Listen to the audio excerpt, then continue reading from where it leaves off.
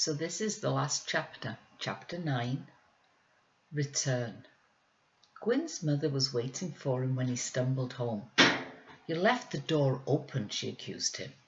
"Whatever have you been doing? Where's Alan?" Gwyn could not tell her.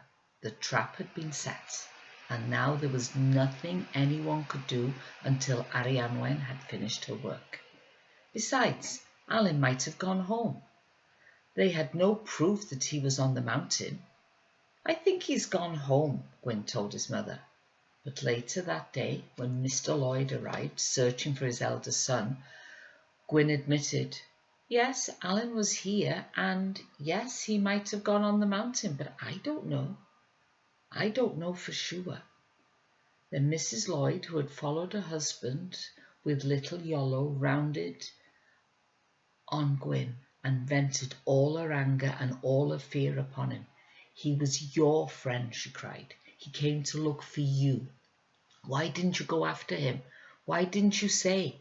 Don't you remember how it was when your sister went? It's been 4 hours now. Don't you care?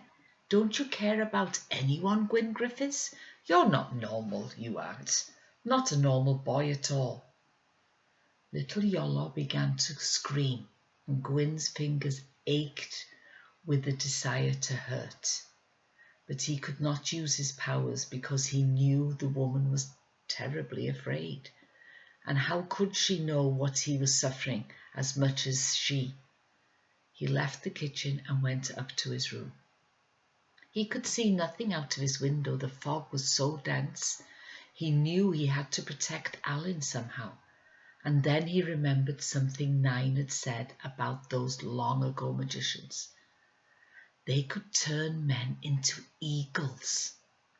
Why could he not turn Alan into a bird, a small bird, white, so that he could not be seen against the snow? He scanned the room for something that had belonged to Alan and saw on his bookshelf an old paperback on boats that his friend had lent him. It hardly seemed appropriate, but it would have to do.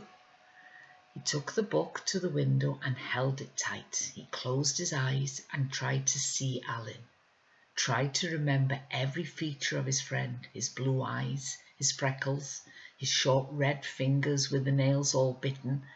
And then he thought of a small bird, a white bird, and put the picture of the bird that was in his mind over the blue eyes, the freckled nose and the tufty fair hair of his friend, until the bird and the boy seemed to become one.